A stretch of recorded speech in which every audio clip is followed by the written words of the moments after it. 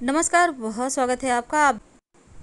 आषाढ़ माह के कृष्ण पक्ष की एकादशी को योगिनी एकादशी कहते हैं। योगिनी एकादशी व्यक्ति के सारे पापों को धो देता है, मृत्यु के बाद मोक्ष को भी देता है। तो इस एकादशी के दिन कुछ विशेष महाप्रयोग किए जाते हैं। सबसे पहले तो जब आप सुबह उठिएगा तो घर के मुख्य दरवाजे के बाहर पानी डाल दीजिएगा। झाड़ू बाद में लगाइए, पहले पानी डालें फिर झाड़ू लगाएं। इसके बाद आप थोड़ा सा पुष्प जल में रखकर घर के मुख्य दरवाजे के अंदर, घर से बाहर निकलेंगे तो दाहिने हाथ साइड रख दें। अगले दिन इसको पौधे में डाल दीजिएगा। तीसरा, शाम में एक दिया घर के मुख्य दरवाजे पर अंदर तरफ से जरूर जलाइएगा। चले जानते हैं विस्तार से। एकादशी के दिन कुछ खास प्रयोग किए जाते हैं। आज हम स्वस्तिक का टोटका आपके साथ शेयर करेंगे। देखिए, हिंदू धर्म में किसी भी शुभ कार्य को शुरू करने से पहले स्वस्तिक का चिन्ह बनाकर उसकी पूजा करने का विधान है। मान्यता है कि ऐसा करने से कार्यों में सफलता मिलती है, क्योंकि स्वस्तिक के चिन्ह को मंगल का प्रतीक भी माना जाता है। अब ये जो स्वस्तिक है, सु और अस्ति के योग से बना है।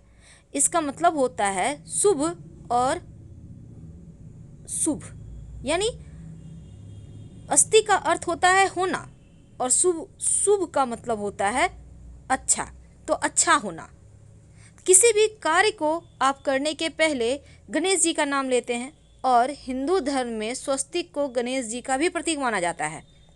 वैसे तो किसी भी शुभ कार्य के पहले आप स्वस्तिक बनाकर ही प्लेट में रखते होंगे, फिर आप पूजा करते होंगे, क्योंकि ऐसा करने से जीवन में खुशियां बढ़ती है। जिस तरह से स्वस्तिक के 4 प्रकार की रेखाएं हैं स्वस्तिक में, और इसका आकार भी एक ही होता है, एक समान, लेकिन असल में स्वस्तिक का यह चिन्ह क्या बताता है?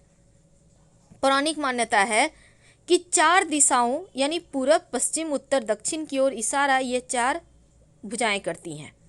और हिंदू धर्म में इनको 4 वेदों से जोड़कर देखा जाता है, यानी ऋग्वेद, यजुर्वेद, अथर्ववेद और सामवेद। मान्यता है कि स्वस्तिक की 4 रेखाएं सृष्टि के रचनाकार भगवान ब्रह्मा के 4 सिरों को भी दर्शाती है, और 4 पुरुषार्थ यानी 4 आश्रम, 4 लोक, 4 देवों ब्रह्मा, विष्णु, महेश, गणेश की तुलना भी की गई है। मान्यता है कि यदि स्वस्तिक की 4 रेखाओं को भगवान ब्रह्मा के 4 सिरों के समान है, तो मध्य में जो मौजूद बिंदु है भगवान विष्णु की नाभि है, जिसमें से वे भगवान ब्रह्मा प्रकट होते हैं। और स्वस्तिक की 4 रेखाओं में एक घड़ी की दिशा में चलती है, जो संसार के सही दिशा के चलने का प्रतीक है। ये तो स्वस्तिक का महत्व है, लेकिन आज हम एक खास प्रयोग बताएंगे। देखिए, घर के मुख्य दरवाजे पर आज एकादशी के दिन आप शुभ मंगल प्रतीक चिन्ह स्वस्तिक जरूर बनाइए। चाहे तो वो चावल और कुमकुम की सहायता से, यानी चावल और हल्दी के घोल से बना सकते हैं, या फिर आप कुमकुम यानी कि सिंदूर और घी या सिंदूर और तेल मिक्स करके भी बना सकते हैं। स्वस्तिक हर दिशा से देखने पर एक ही समान लगता है, लेकिन उल्टा स्वस्तिक के प्रयोग अलग होते हैं और सीधा के अलग अलग।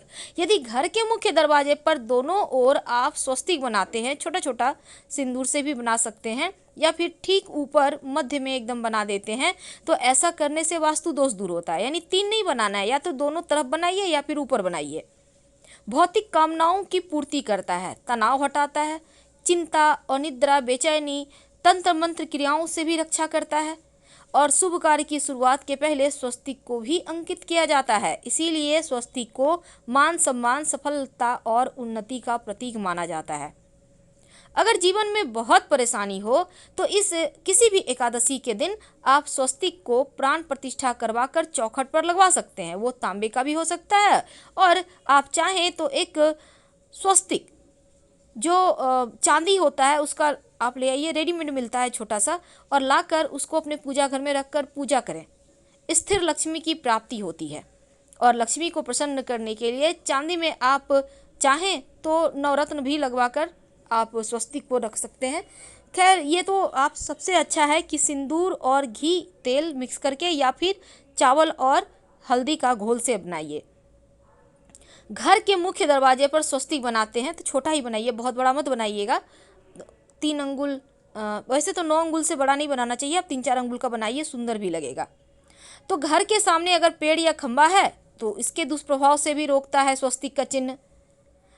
देवताओं को खुश करने के लिए खासकर एकादशी तिथि पर आप थाली में या किसी जहाँ भी आप चौकी पर रखते हैं देवता को, तो स्वस्तिक बनाकर फिर देवता की मूर्ति रखें तो देवता प्रसन्न हो जाते हैं। और आप चाहें तो इष्ट देवता के पास स्वस्तिक का चिन्ह रख सकते हैं। एक विशेष उपाय, अगर मुख्य दरवाजे की दहलीज के दोनों ओर स्वस्तिक बनाकर उसकी पूजा करें, स्वस्तिक पर चावल की ढेरी और एक एक सुपारी रख दें, तो ऐसा करने से अपार धन की प्राप्ति होती है, सफलता मिलती है।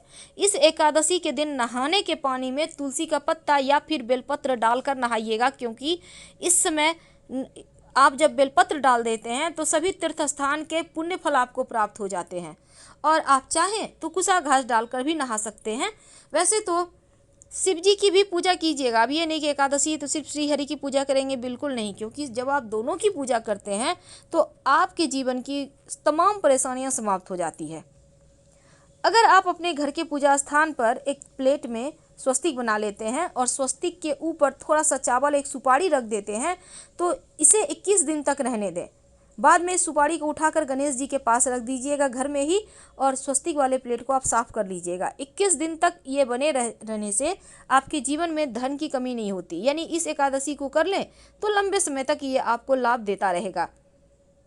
अगर आपको कोई विशेष मनोकामना है तब उन मनोकामनाओं की पूर्ति के लिए विशेष प्रयोग होते हैं। वैसे तो पितरों की कृपा के लिए भी स्वस्तिक का चिन्ह घर में गोबर से बनाना चाहिए, मुख्य दरवाजे के बाहर से। सुख शांति भी रहती है, पितरों की कृपा बरसती है।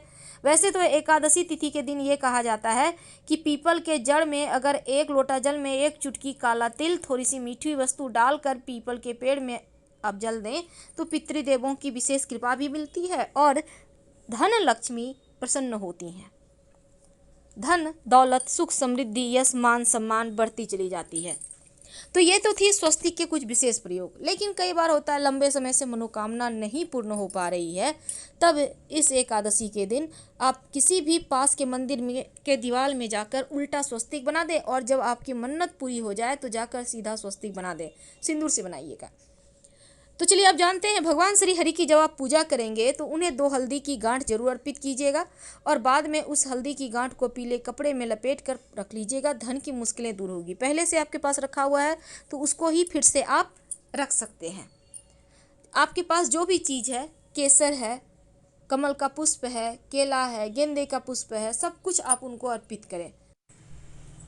तो अपनी विशेष मनोकामनाओं की पूर्ति के लिए, चाहे आपको जॉब की प्राप्ति के तलाश है, या फिर आप चाहते हैं कि आपका व्यापार अच्छा चले, या आप चाहते हैं कि अपना मकान हो, तमाम जो भी आपका भौतिक सुख साधन है, उसके लिए आप पास के किसी भी मंदिर में जाएं और एक सिंदूर लेकर जाइएगा घर से। सिंदूर घी मिक्स करके या सिंदूर में सरसों का तेल मिक्स करके मंदिर के दीवार पर एक उल्टा स्वस्तिक बना दें, और फिर जब मन्नत पूरी हो जाए तब सीधा स्वस्तिक बना दीजिएगा फिर से जाकर वहीं पर, अगर आपकी जब मन्नत पूरी हो जाती है तब, और भगवान को धन्यवाद जरूर कहिएगा।